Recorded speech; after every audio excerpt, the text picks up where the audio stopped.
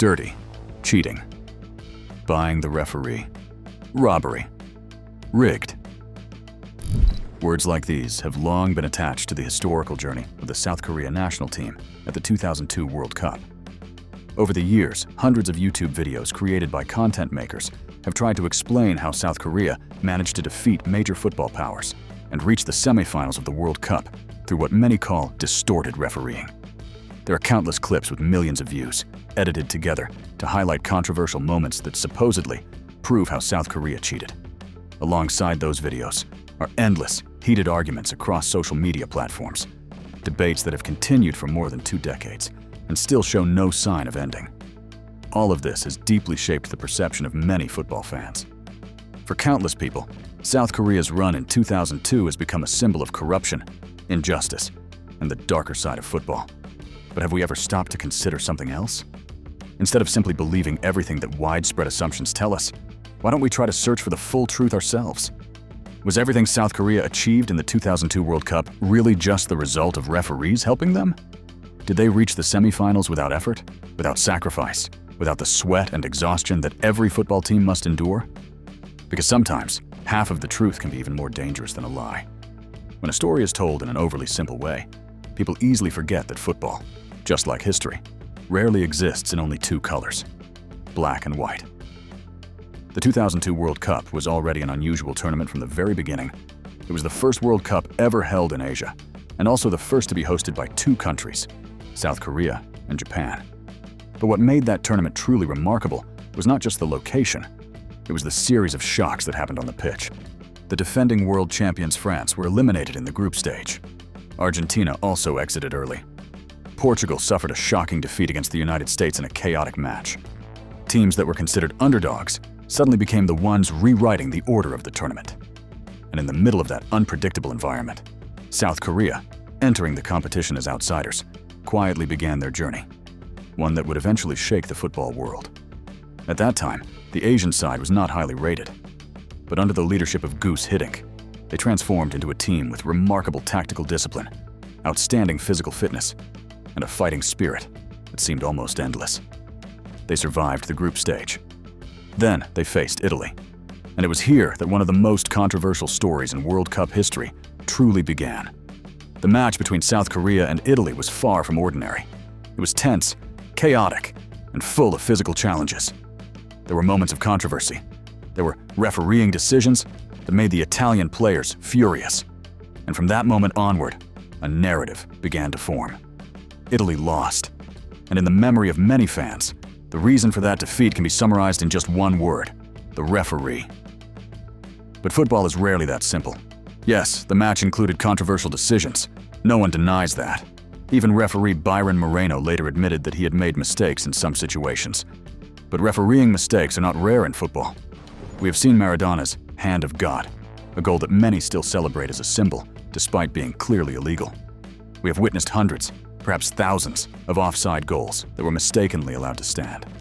We have also seen perfectly legitimate goals disallowed in some of the most important matches in football history. Mistakes have always been part of football, and in many ways, those mistakes are also part of what gives the sport its drama. What made the South Korea-Italy match special was not simply that it contained controversy. It was that it exposed the frustration of defeat more clearly than usual. When a mid-level team suddenly defeats a football powerhouse, people often look for a simple explanation. And the referee is always the easiest explanation to accept. From that point on, the story began to be retold in an increasingly simplified way. In many videos across social media, the match is reduced to short highlight clips lasting only a few seconds.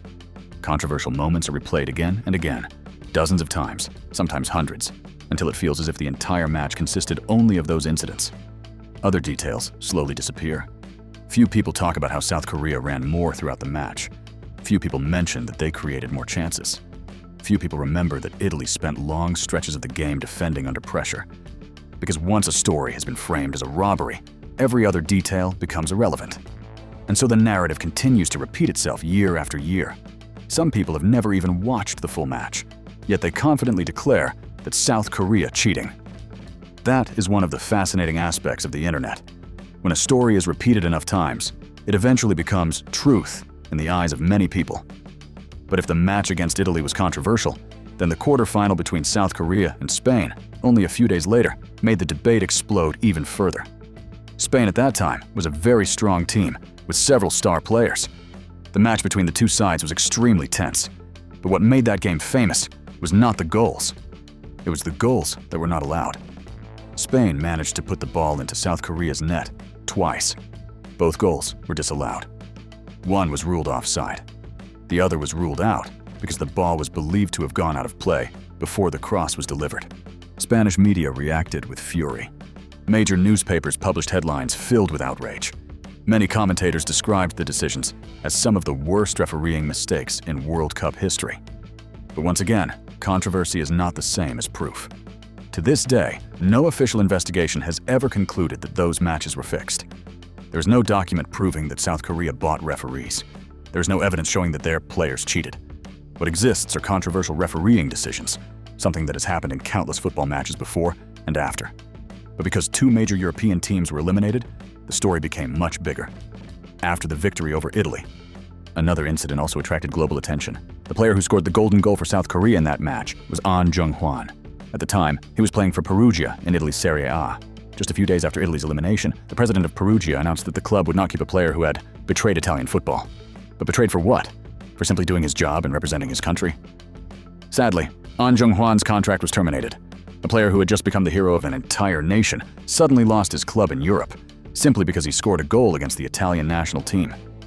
In a way, that story reveals a great deal about the emotions surrounding the tournament. Because sometimes in football, the frustration of defeat can become so intense that people feel the need to find someone to blame. In 2002, South Korea became that target. For more than 2 decades, they have been associated with words like robbery, cheating, and dirty play. But if we look back at the story more calmly, it is not nearly that simple. Yes, there were controversies. Yes, there were refereeing mistakes. But there was also a team that ran themselves to exhaustion for 120 minutes in every match. There was a squad that played with an intensity many European teams at that time did not expect. And there was an entire country experiencing a summer in which football became a source of national pride. Perhaps the most unfortunate part is that even after more than 20 years, many people still continue to tell the story in the easiest possible way. They do not research. They do not watch the matches again. They simply repeat what they have heard from others. And so a complex football story slowly turns into a simple slogan. The 2002 World Cup was rigged. But history is rarely that simple. South Korea in 2002 may have benefited from a few controversial decisions, but they were also a team that fought until complete exhaustion to write the greatest story in the history of Asian football. More than 2 decades later, the results of that tournament remain unchanged. South Korea reached the World Cup semifinals. Italy and Spain were eliminated. The debates may continue forever, but the numbers on the scoreboard never change. And in the end, history always remembers the winners. Perhaps the most important reminder from this story is this. In football, just like in life, never believe a story too quickly simply because it is told by the majority.